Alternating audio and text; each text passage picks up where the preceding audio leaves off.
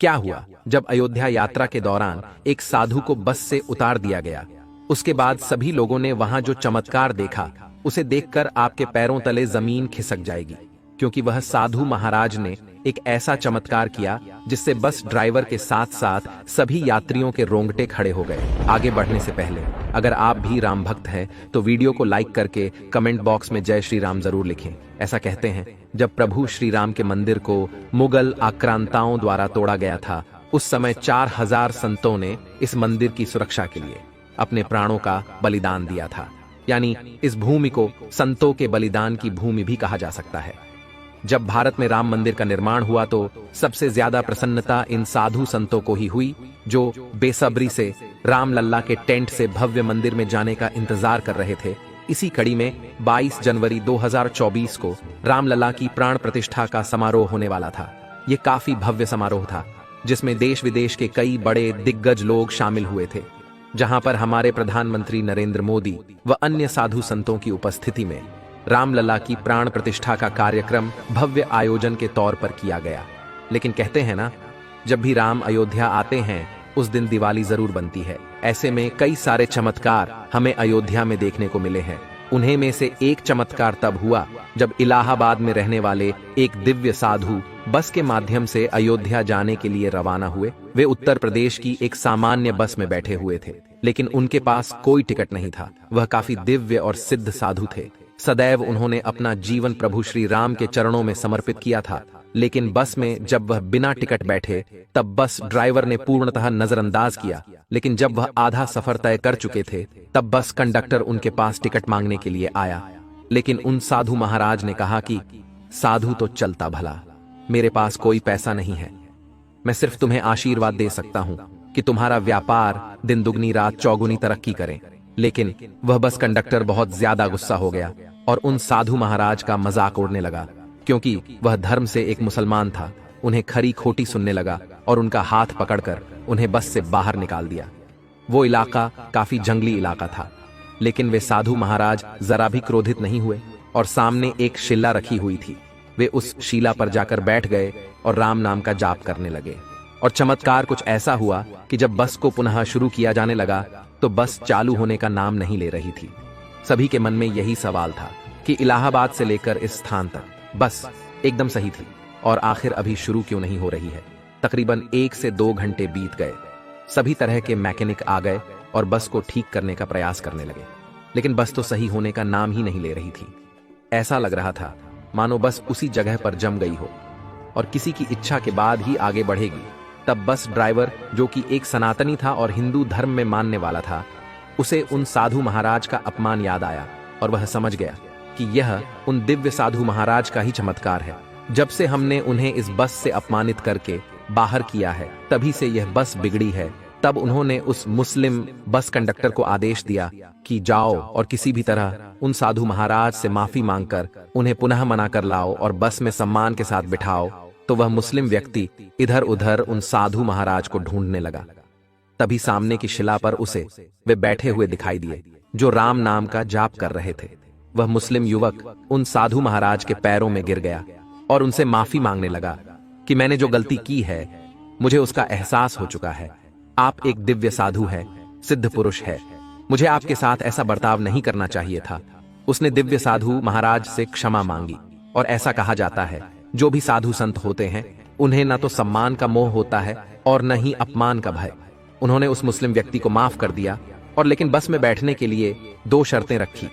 पहली शर्त तो यह थी कि आज के बाद तुम्हारी बस में अगर कोई दिव्य साधु या सिद्ध पुरुष बैठता है तो तुम उनसे पैसे नहीं मांगोगे।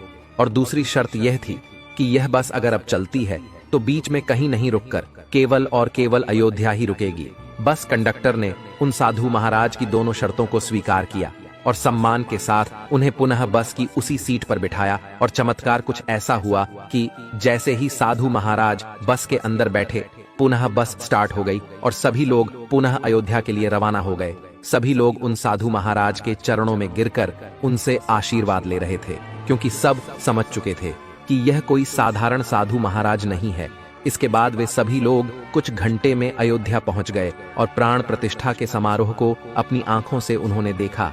दोस्तों, कई दिव्य साधु महाराज संत देश के अलग अलग हिस्सों से अयोध्या पहुंचे, क्योंकि उनके भी पूर्वजों ने इसी अयोध्या राम मंदिर निर्माण के लिए अपने प्राणों का बलिदान दिया था।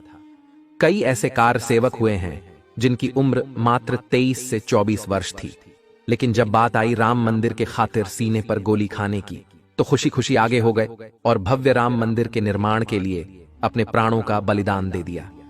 आज यह हमारा सौभाग्य है कि हम राम मंदिर को बनता हुआ अपनी आंखों से देख रहे हैं, इस पल को जी रहे हैं और आने वाले समय में राम मंदिर जा भी सकते हैं।